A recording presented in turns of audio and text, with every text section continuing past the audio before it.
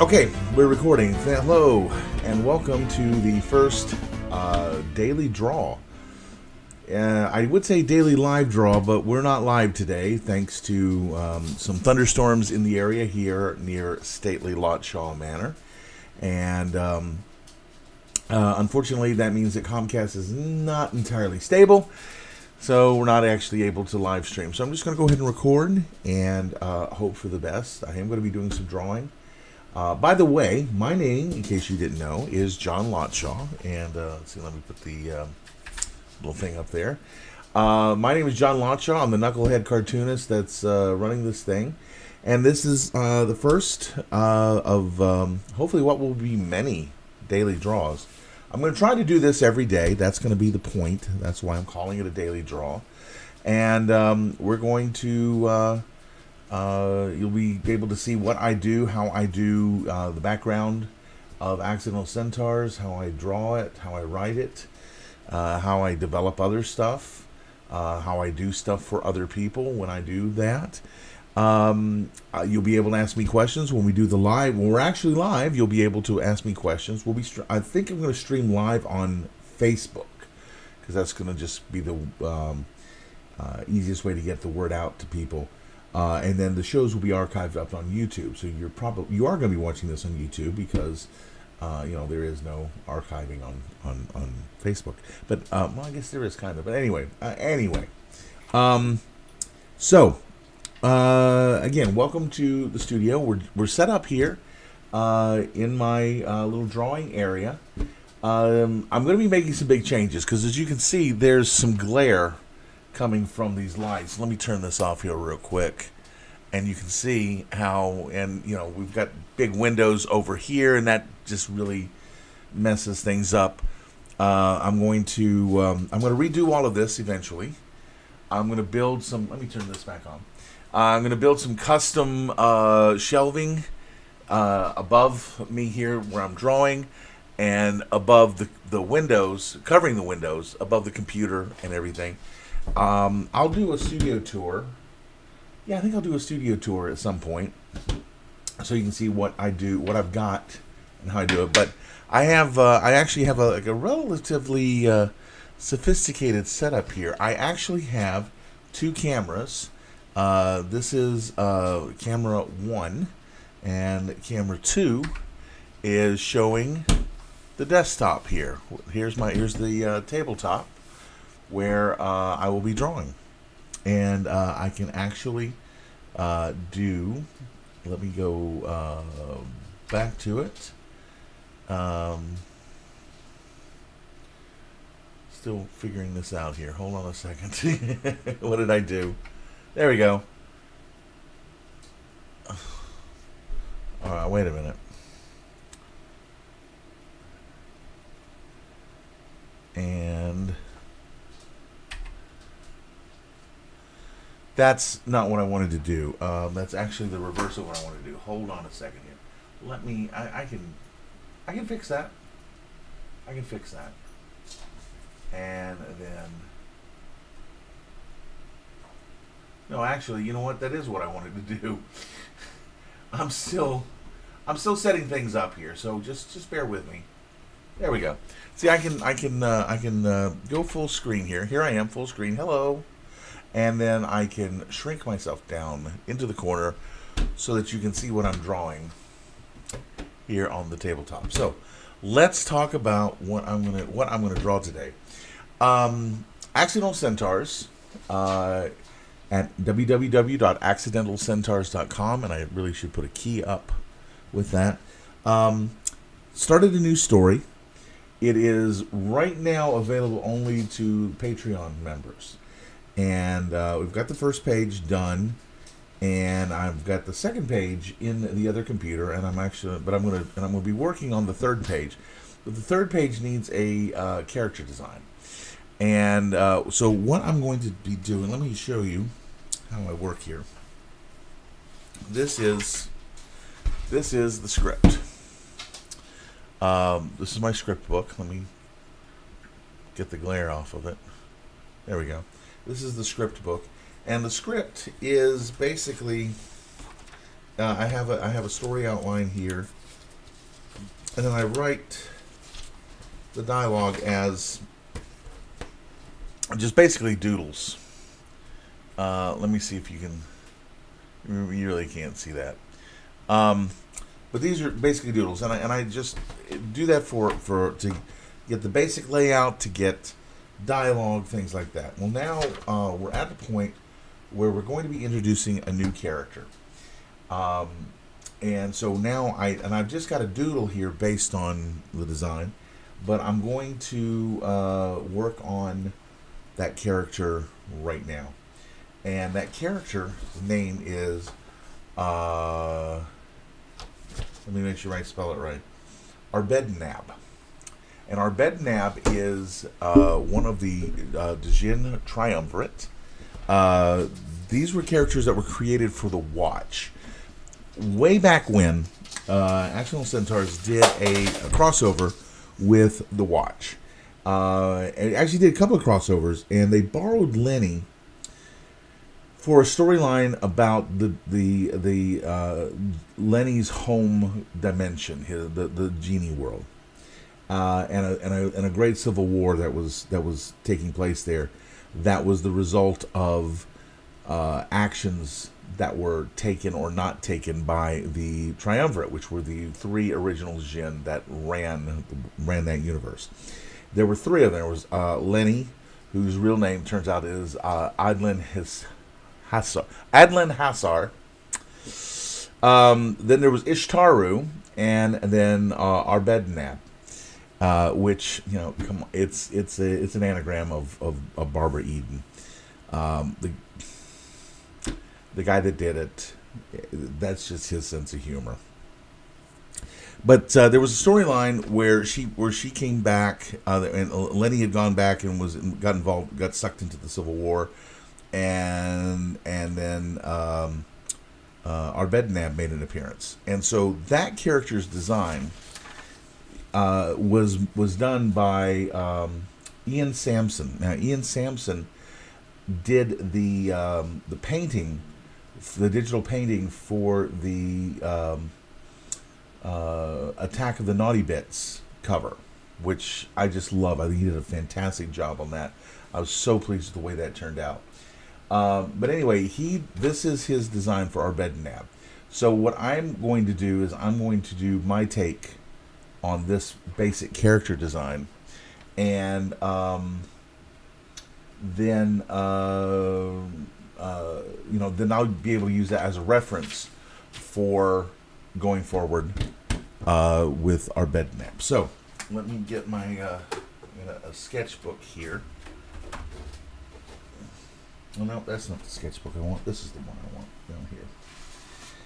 I've just rearranged a lot of the studio, so it's a lot of stuff is out of place here, and I just don't know where anything is these days.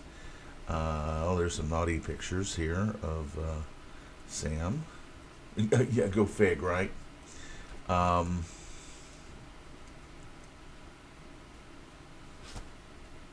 you know what? I never showed that one. That was... see, what was the date on that? 2015. Doc Brown and Marty. Oh, yes, that's all blown out. Hold on, let me see if I can see if this is any better.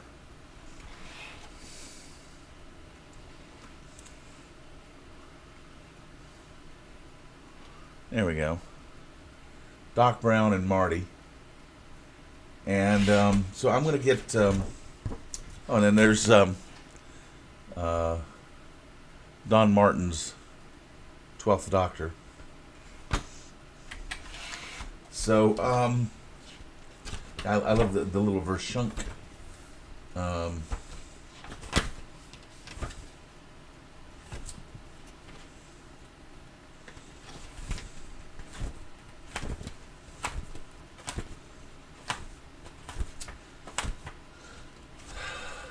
Make it, Sam, make it.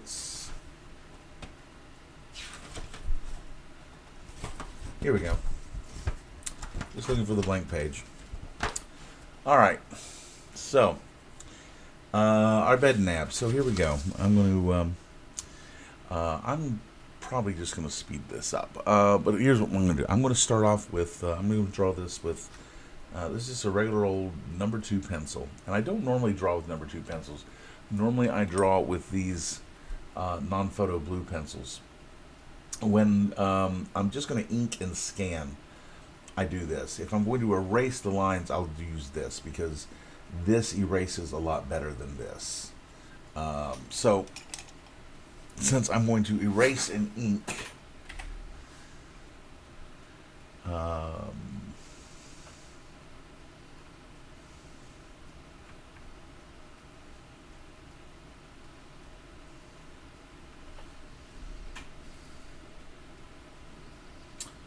hold on a second, I'm still getting used to this video software here. And there we go. There we go. Alright, that way you don't have to see my ugly mug as I'm trying to draw here. And I'm gonna need to arrange stuff around a lot more. Because this is way too far up to be comfortable drawing. But anyway. And I had to took my glasses off. You can see here's my glasses. I took the glasses off because I need to get new glasses and I just can't see with to draw with the glasses. So I'm going to just start by just kind of sketching in.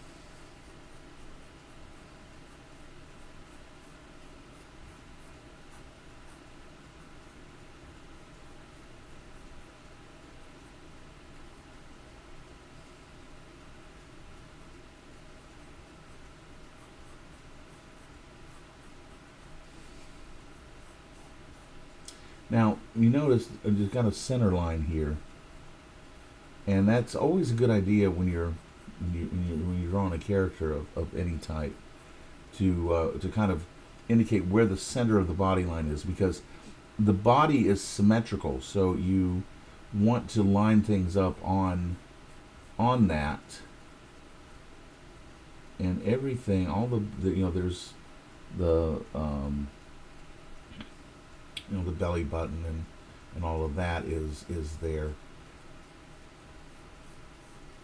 So she's kind of got kind of a mermaidish body, except she's kind of end in the kind of Lenny squiggle at the bottom, and then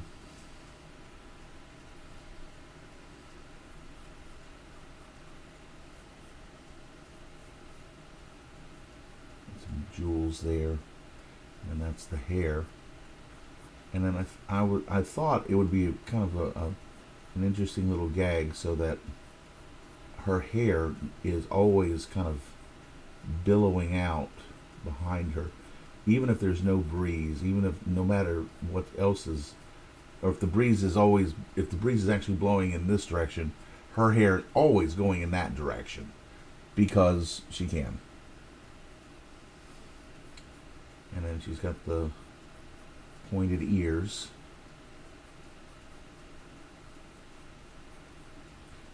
For females, I always draw the kind of the pointed little chin.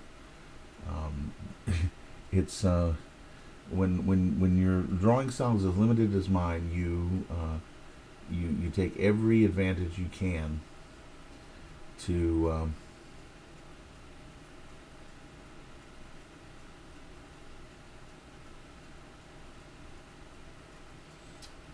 differentiate your characters as much as possible.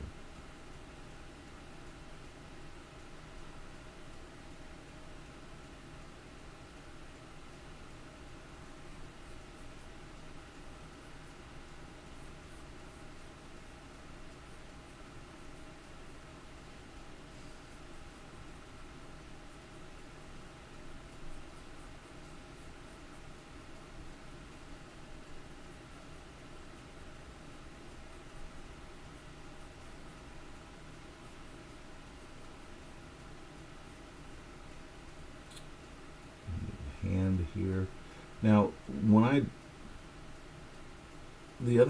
I'll usually draw 4 fingers on the hand, 4 fingers on thumb. Lenny and his ilk, and that would also include Arbedenab.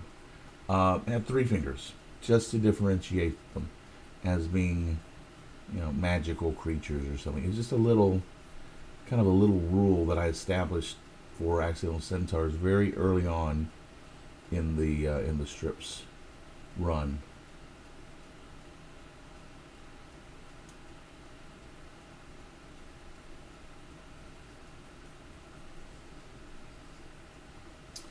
Okay, so she's got this collar that kind of comes down, kind of like the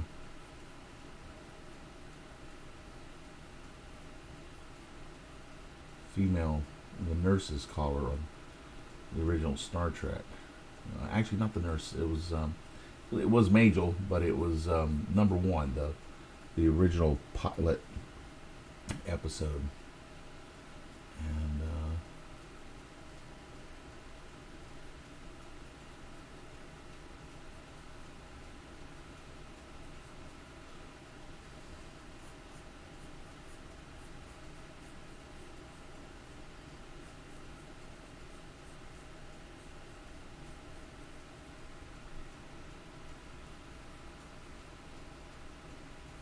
make those ears even there like that.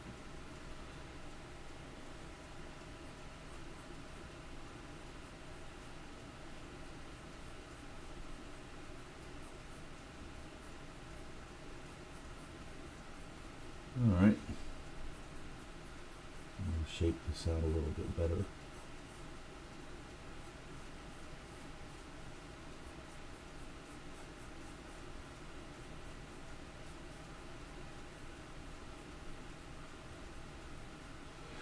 Normally I would have some music playing here in the background just to entertain myself as I drew, but I don't want to fall afoul of the YouTube copyright police, so sorry, no music.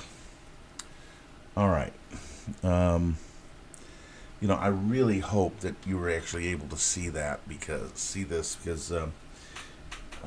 we're kind of okay, yeah, it was kind of centered up. Good. I was afraid it wouldn't be. Now that I've got a pencil in here, the next step will be to do a temporary ink.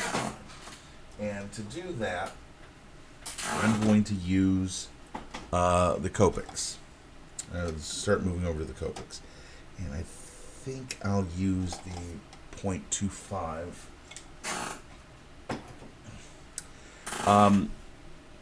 This is a Copic multiliner pen, multiliner SP.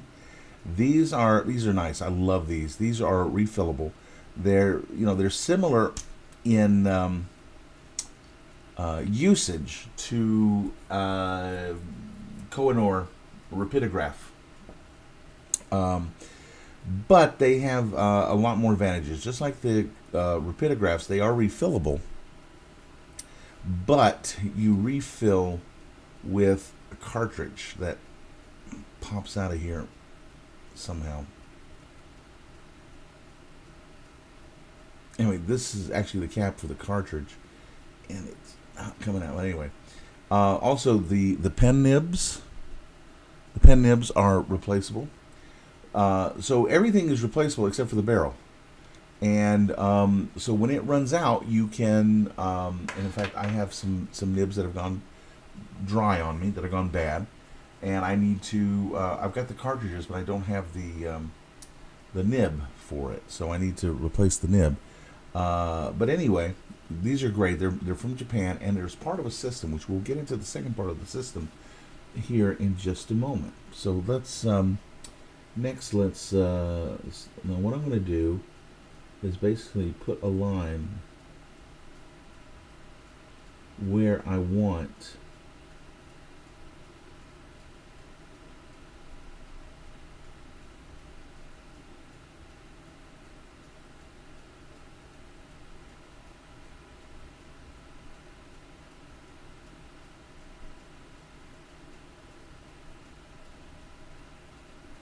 where I'm going to put in the final lines.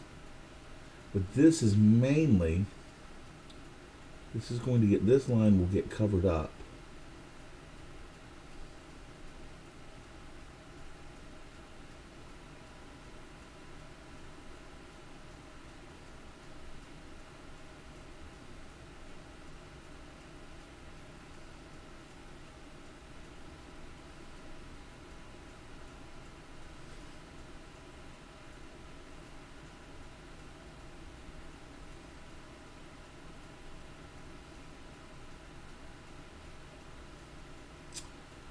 This will get covered up by the final ink line.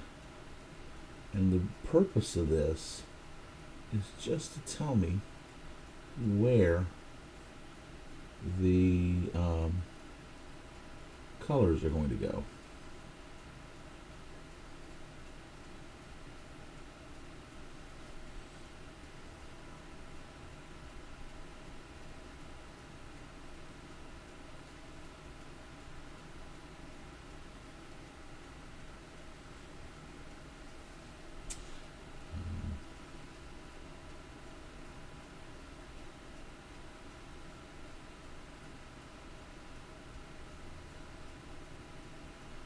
And as you can see, my pencils are really just more of a suggestion of where the final ink line is to be placed.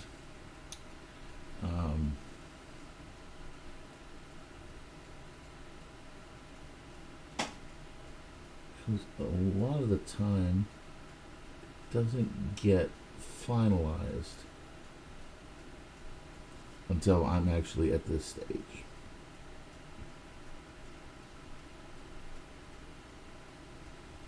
I did that on purpose there. I made that swoop like that.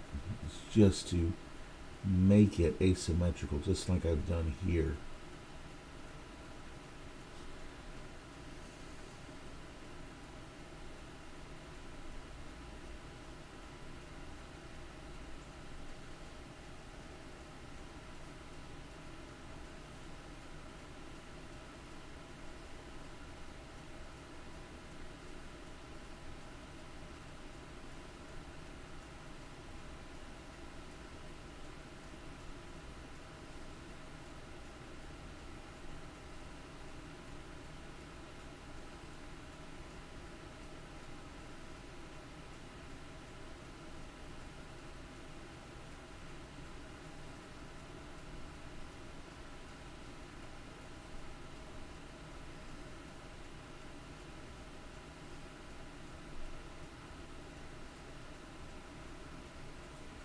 Okay. So now all of these ink lines, all but one. There we go. So now the next step, and I apologize for this banding here in the lights. That's an issue that I'm going to be addressing and attempting to work out as we get things a little more, as we work out the kinks here. So again, I apologize for the quality of the video here.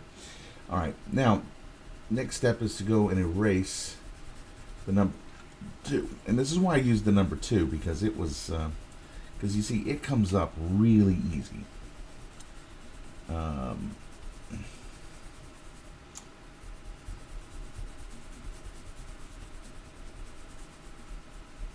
And I'm not putting a whole lot of pressure on the. You don't want to put a lot of pressure on the eraser, because then you'll smear, or you'll go right through the paper, through the and I think that has just about got it. Okay. All right. Now,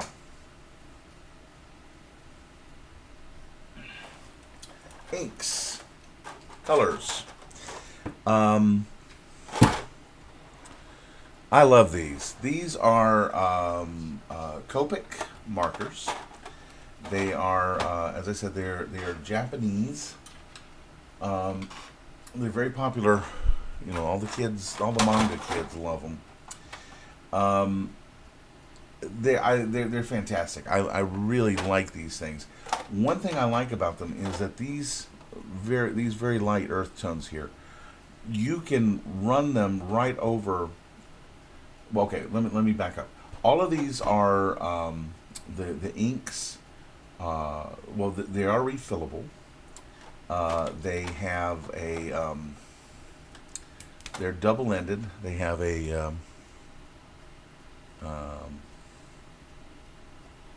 there we go. Got a brush tip, and they've got a chisel tip, and the barrel here is the reservoir. It is refillable. You can get refill inks. This is an empty one. GO2. And refill the inks.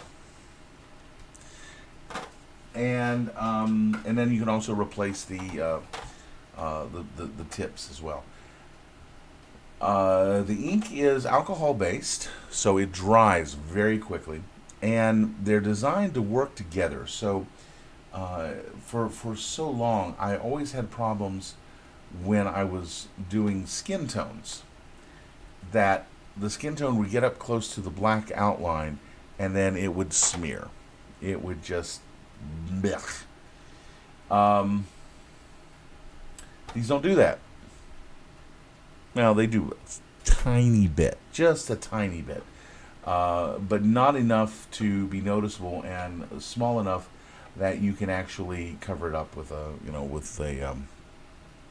thicker line or something like that, the line weight. But they do work very well together. They're designed to be blended so that you can do gradients. I've seen some amazing things done with these markers. This is nowhere near the complete set. There's over 300 of these in all kinds of colors out there. It's really an amazing system, and I love them to death. All right, so now here's what I got to do. I got to start picking out colors, and I think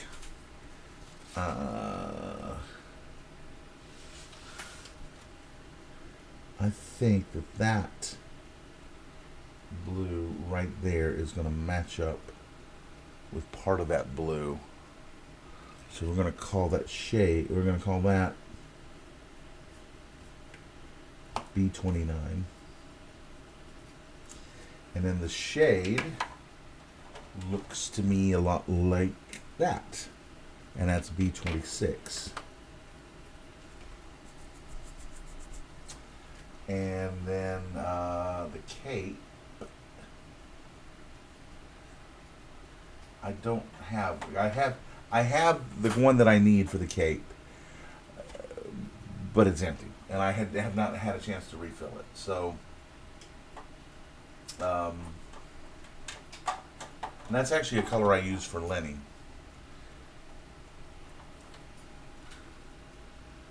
No, see, that's not even close. All right, so we're just gonna. Why am I checking on the cape? I didn't draw the cape. Oh, I've got that little bit there. I've got that little bit. All right, we'll worry about that in a moment. Now, let's see about that green. G9. No, too green. Try this one.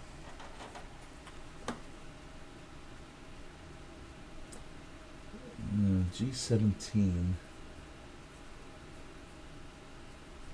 Skin shade.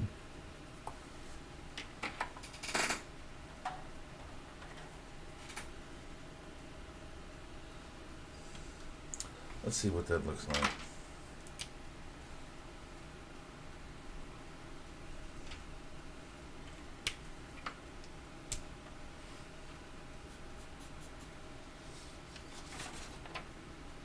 No.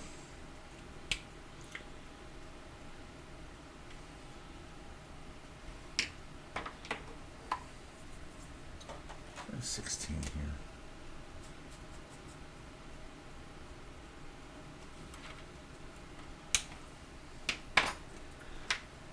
See, this is part of the process, is figuring out colors. All right, I'm going to go with the hair. I'm going to do the hair first. I think G14 is going to be the closest that I have to the hair. Yeah. So let's mark that G14. And then, you know what, I'm going to go over here and get rid of this window over on my display. There we go. Okay, so G14 is going to be the light part of her hair.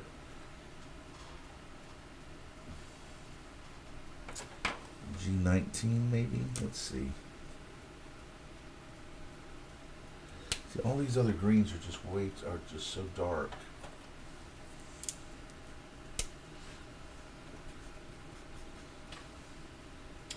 Ah.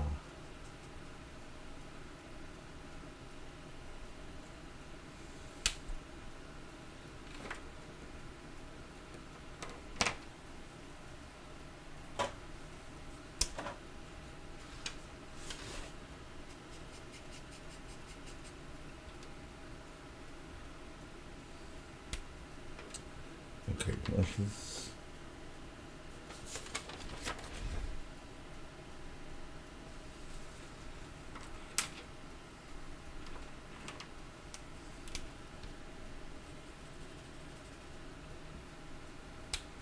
All right, let's go with G.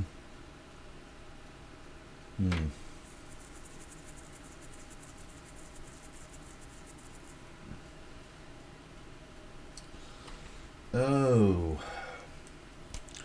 this is part of the process, you see. That's G17. Oh, I shouldn't have done that. Oh, look at that. Oh well, this is my reference, for my reference only. So at least it's not for a client. I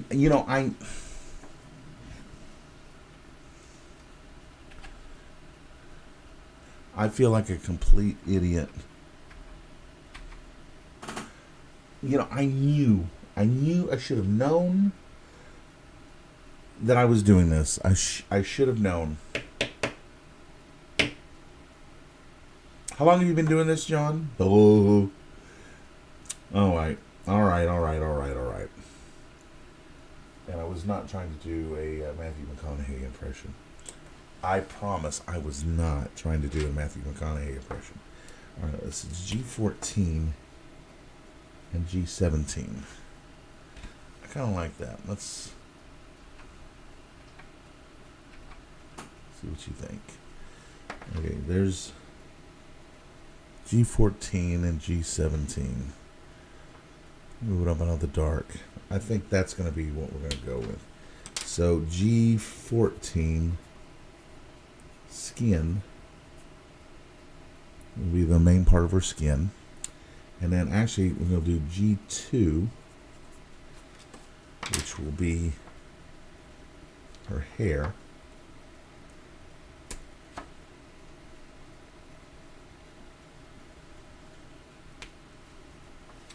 Let's see what G0 looks like here.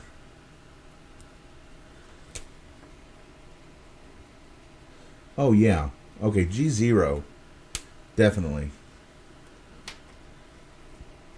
Okay. So G0, 0 hair, and then G02 shade hair. Okay. So those two right there, and then these two, and the rest go back into the bin,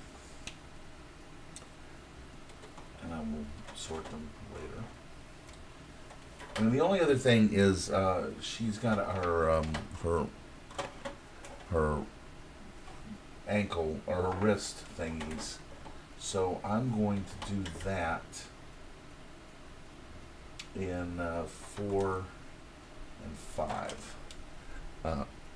4 is one that I use a lot. I use this one a lot. because this is the color of Sam's pelt. So this one gets a lot of use. All right, so let me put the rest of them back up here. And now we'll start the coloring. Put my pencil back.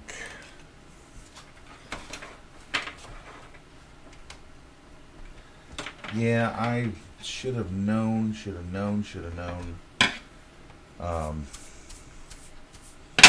Right there. Oh, I need another green of some sort for her iris.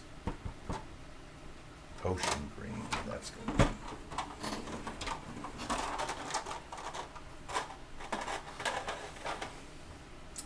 Okay, alright, so I'm gonna find something to use here as a, oh no, I'm not gonna use that.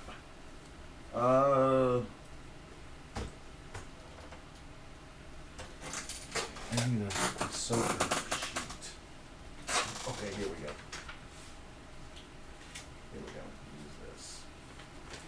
Be right back. See how prepared I am? Boy. Preparation will set you free. Oh man, that's got all kinds of dust on it. Okay. All right. So, first thing I'm going to do is going to put in her irises. Now, this is something that I started doing a few years ago, just as a stylistic thing. And what I'll do is for the iris, when I do a color image, is I just do the iris. I do not draw in a pupil. Alright. So there's that. Let me pull my color information sheet over here. Now, let's do the hair. So I'm using the brush tip, and what I'll do is I'll just lightly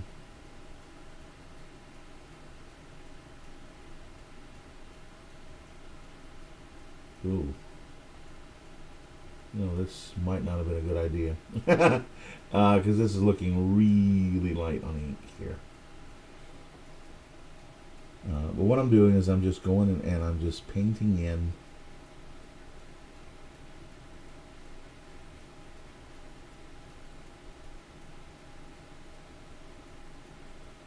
this in.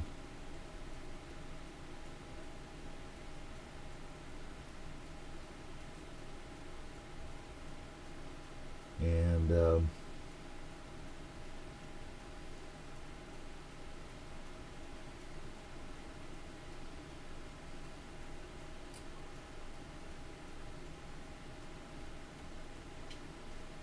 this has kind of a watercolor look to it, even though it's alcohol, obviously, but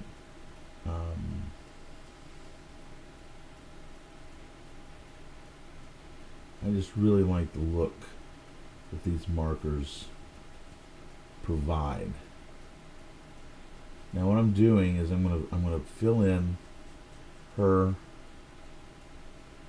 hair here. All right.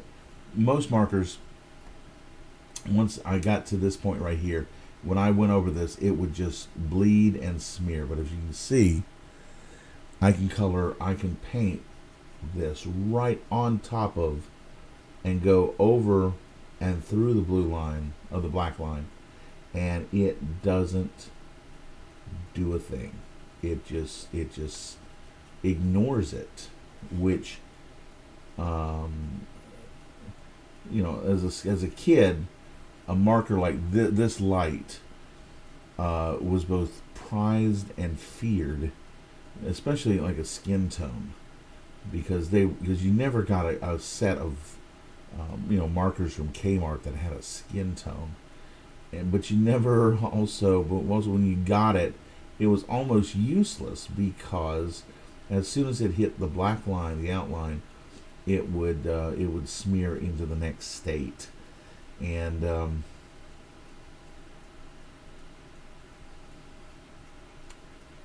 that just I would put in a lot of time and effort. Yeah, this nib really needs to be replaced.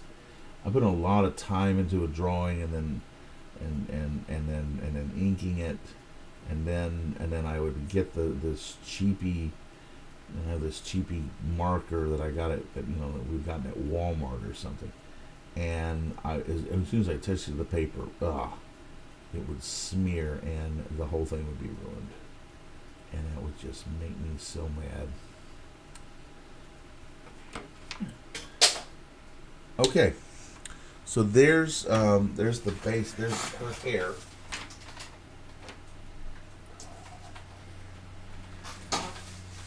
And that was her eye that fell. Okay, now, I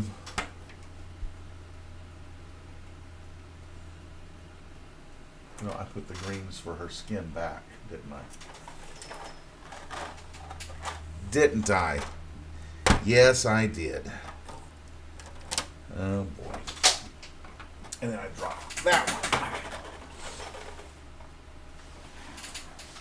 These markers are, like I said, they're great, but they're expensive. They're about, retail price is like $9 a piece, but you can get them for $6. And that sounds very expensive, and it is, but the quality of the markers is so high, and they are refillable. So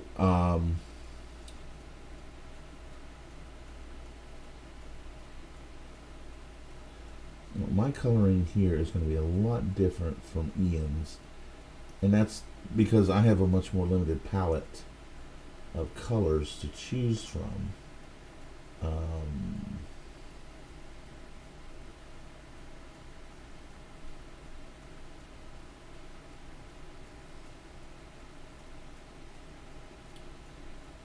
realize now that she's kind of looking like the Incredible Hulk here. Or the She-Hulk. Or She-Hulk. Yeah, maybe She-Hulk instead.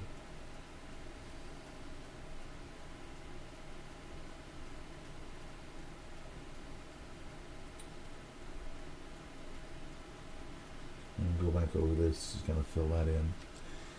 Alright, now, here we go with her face.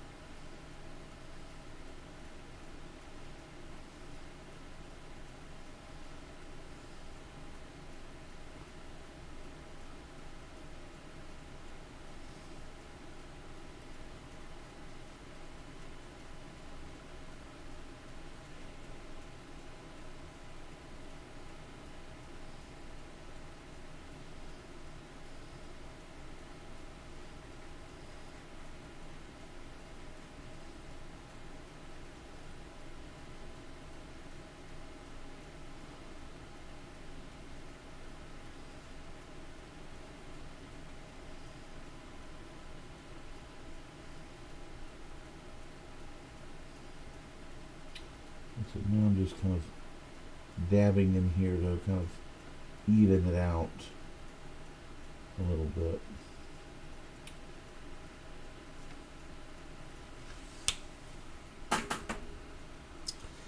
Alright, so now I've got B29 for the main color. Now I actually need to go back and choose a color for in here. All right, that's a problem. Unfortunately, I was able to catch it by sometimes you can overfill these, and apparently I did, and I've actually ruined a couple of things for some commissions and I had to do them all over again. I caught this one by making it drop into where I wanted the color to go, so that was good. But this one kind of caught me just a little off guard. And now you'll see why I have the soaker sheet, because that is one thing about these, is that they do go through paper. They'll even go through Bristol board. I haven't tried it like on 500 series, but I have done it on 300 and 400 series Strathmore, and you do have to put a soaker sheet down behind it, because it will go through.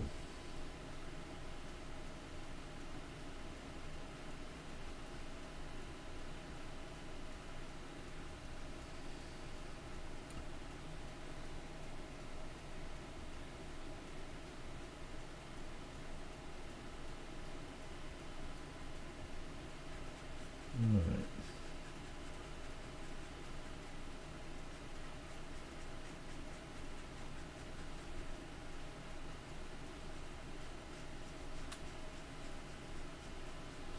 And I pulled that cap off and I saw that glob of ink about to fall off of it, and my heart just stopped. I went, oh no. Oh no. Because I've had that happen before. Now I think I'm going to make a little modification. She's going to have a little stripe underneath here.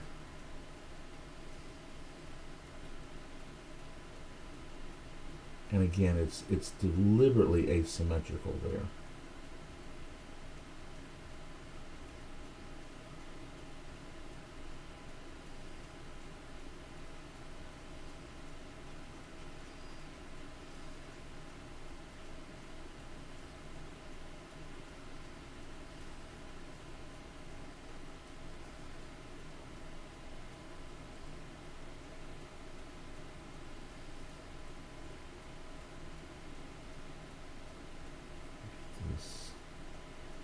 The brush tip really lets you place that ink with a very high level of precision. It's very nice. Oh yes, it's very nice. Filling in some areas. Just even it out. Alright, now we're going to get the, right here, the arm bracelet thingies.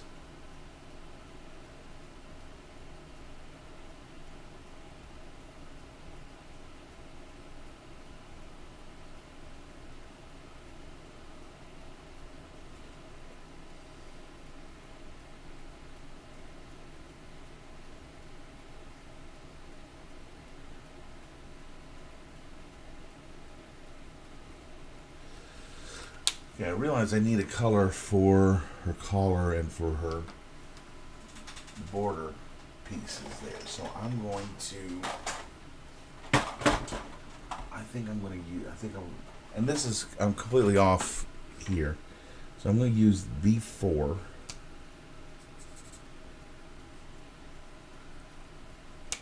No, B6, excuse me, B6. And,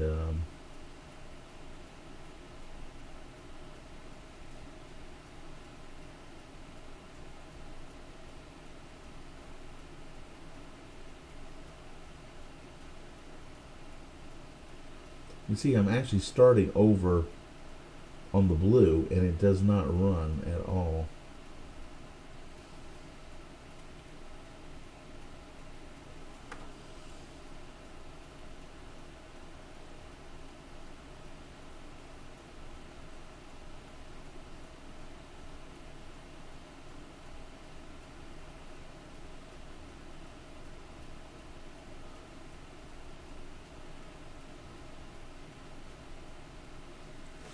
Okay, so now we've got the main portions of the color down.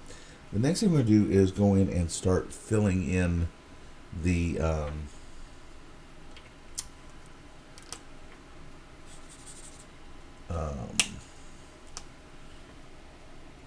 the shading. And to me, this is my favorite part, because this is the part where it really all starts to take on shape and dimension. And I'm going to go with, let's do 17.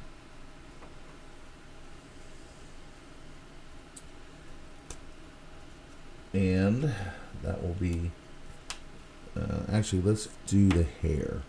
So I need G2. Here we go.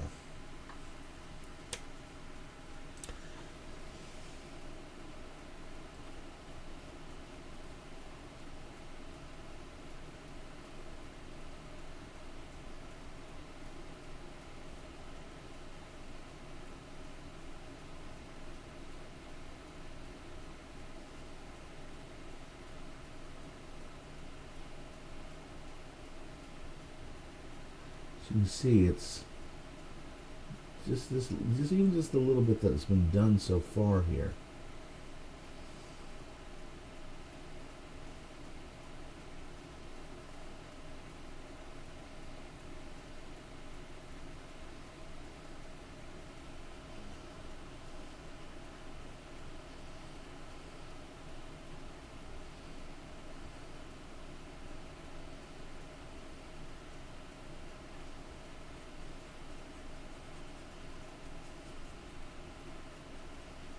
And this one's running out on ink as well. I think will be good to get this good. It'll be enough to get this hair, get this done.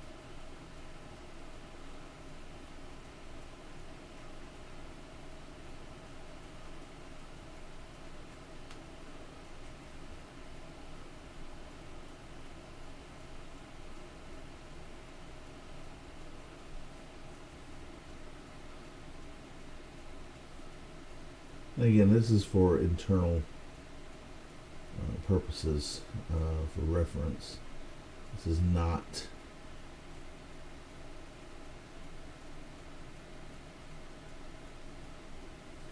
beyond what you're seeing. It's not really for public consumption, nor is it meant to be seen by the general public.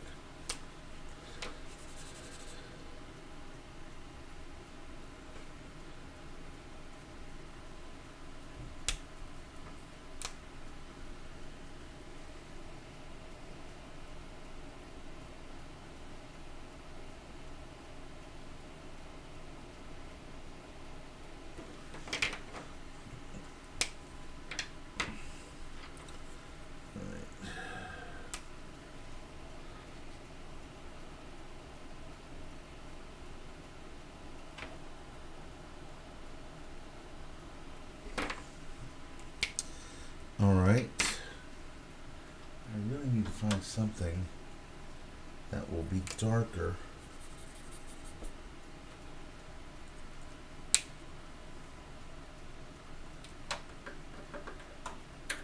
Than the blues.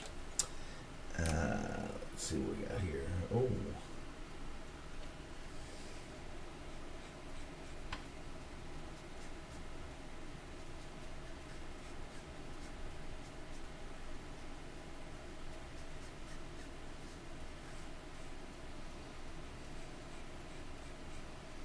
It doesn't matter if I go out of the lines a little bit, because I'm going to come back over this with a brush tip black pen, and that is going to allow me to hide a multitude of sins.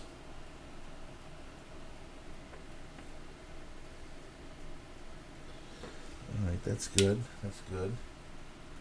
That works. Now, let me see, 17 for the skin shading. Okay. So put a little here under the nose, under the above the eyes, right here in the ear.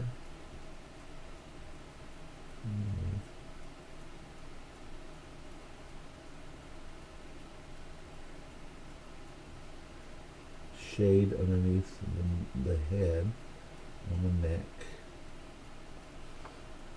And we'll do fingers.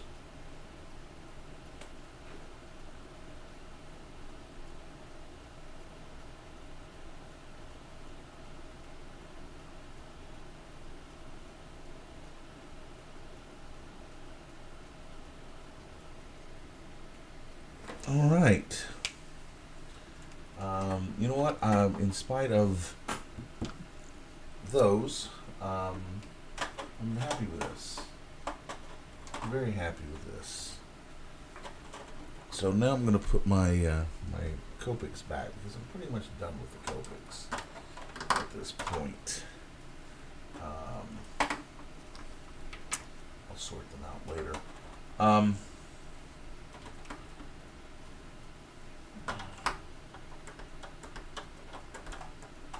Get in there.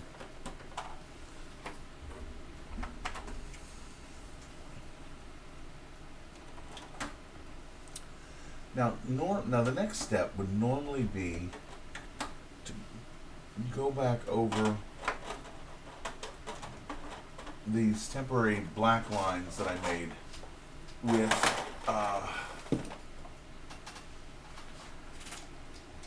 the Copic brush marker. I have the multi-liner brush pen, which I have here. Problem is that the brush tip is dead on it, and I have not had a chance to replace them. So I'm going to use another brush tip pen. Find it here. Okay, this is a Prismacolor brush tip pen, and at this point it doesn't matter. So here we go. So easy.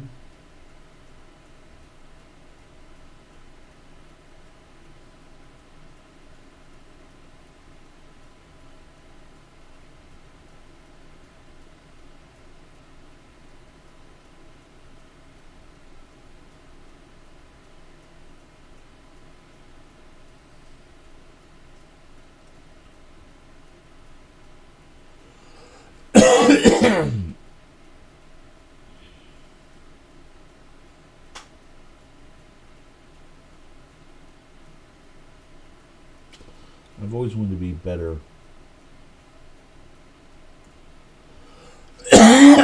Excuse me. Very dusty in here. Been doing a lot of rearranging and cleaning, and it's very dusty.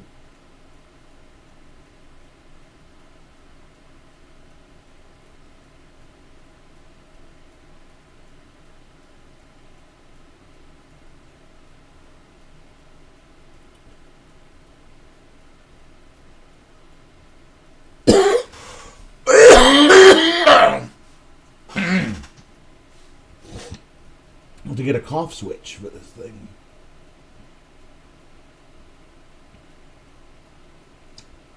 A cough switch, by the way, in radio is a switch so that if you're on the air and you have to start hacking your lungs up, like I just did, you it meets the microphone, so you have the basic courtesy of not letting your audience hear all of that.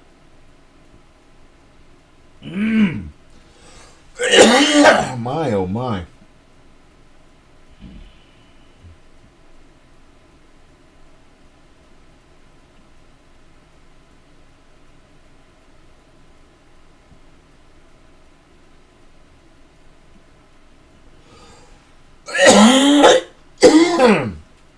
Obviously,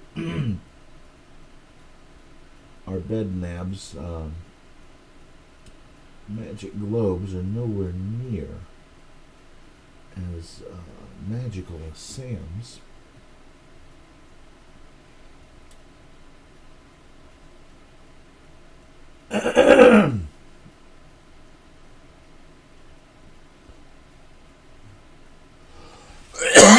Oh, yeah.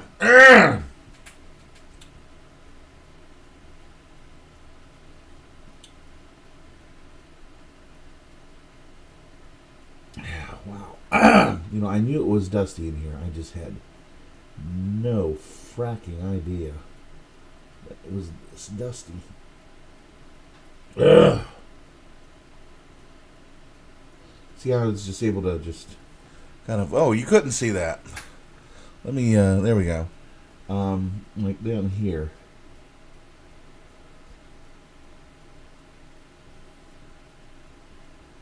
Just use the line weight to cover up where where I missed the line.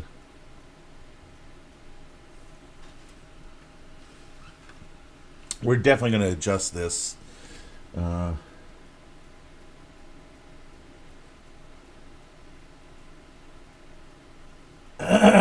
we go. What I want to do is build a camera arm so that the camera can be placed out so that the art can be put at a comfortable distance, because this is not a very comfortable distance for me to draw from.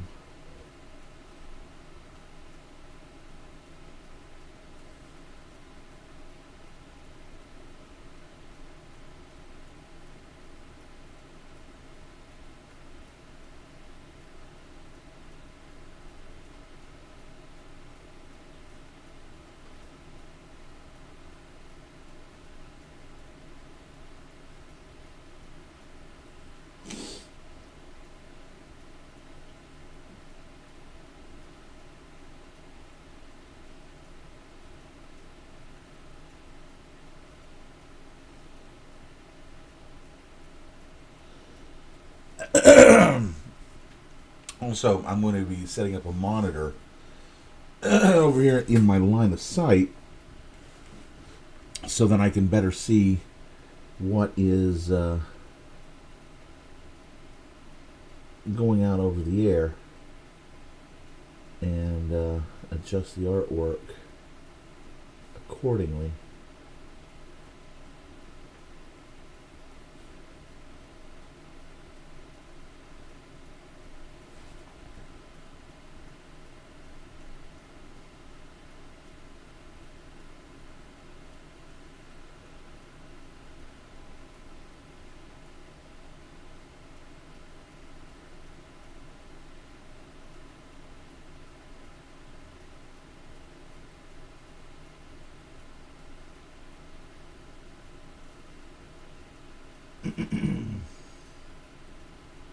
Of course, I saved the most fiddly work for the last, didn't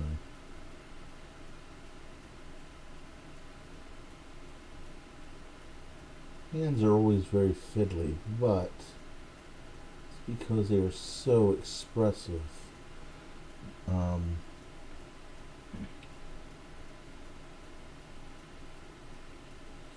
They are, along with the face, the most expressive part of the body.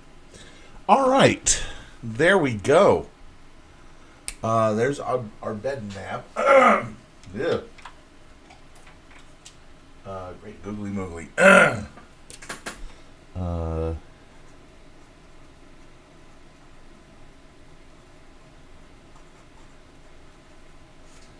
And so we'll put today's date on here. It is the 5th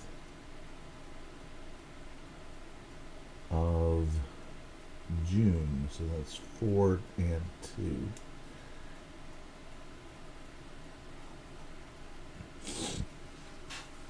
And there we go, sign it.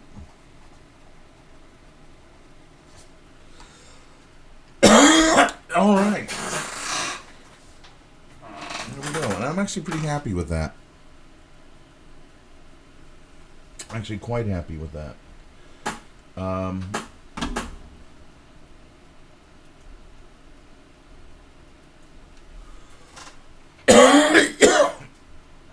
I'll put my glasses on to see it. Look at it. Yeah, that's not bad. That's actually pretty darn good, and that's it's not exactly what Ian drew, but it's supposed to be. It's not supposed to be. It's supposed to be my take on what Ian drew. So there we are. All right, that was the first. That was the first live draw. Not so live draw. Live on tape draw, I guess you could call it.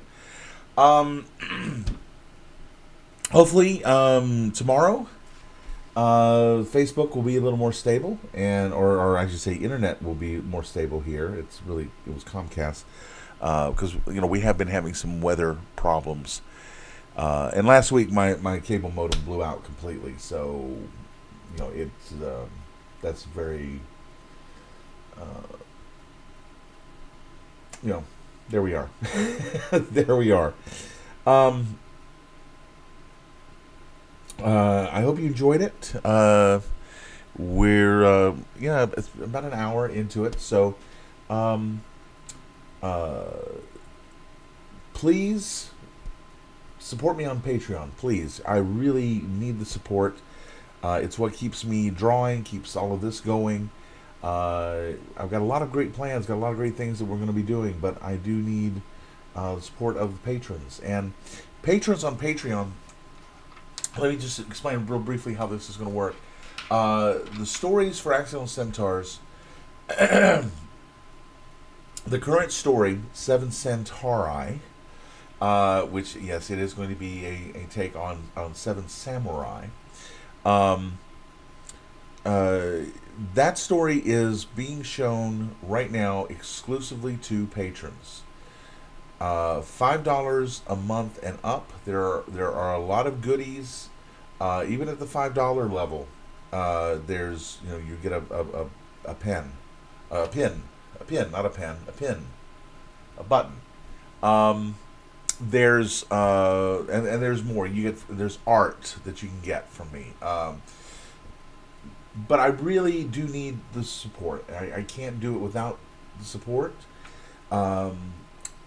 So 7 Centauri is going to be available only to the patrons for the time being.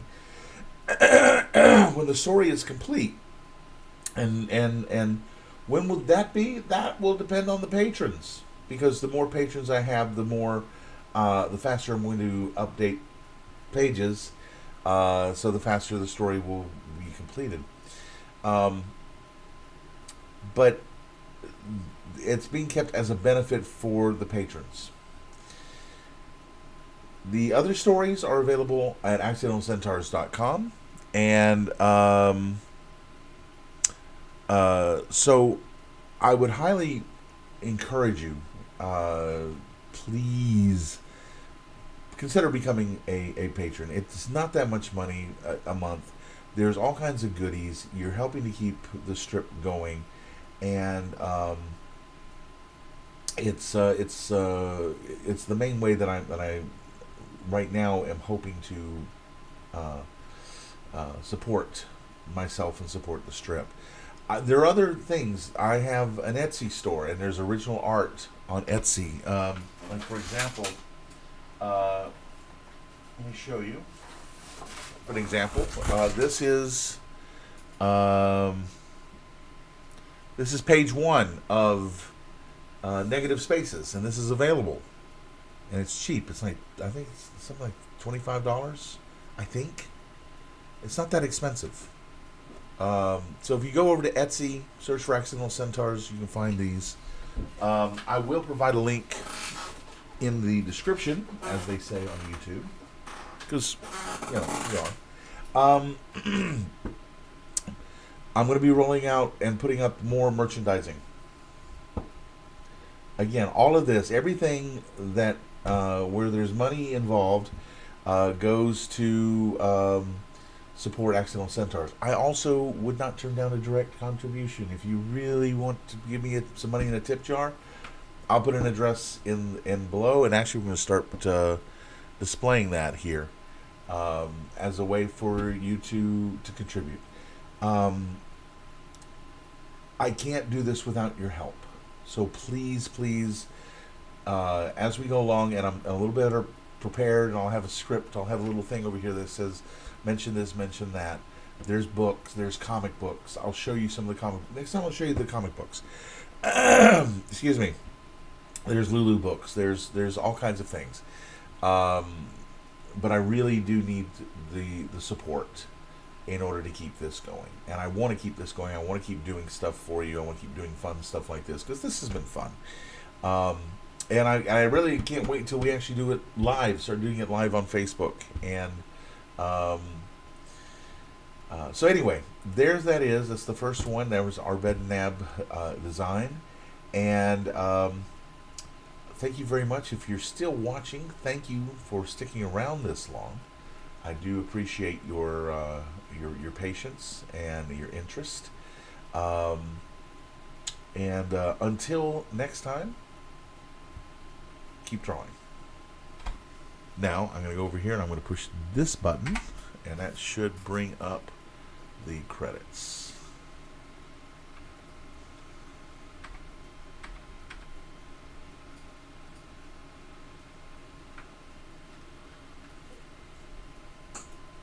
Oh, there they are. You know what? I'm going to do. Let's run them again.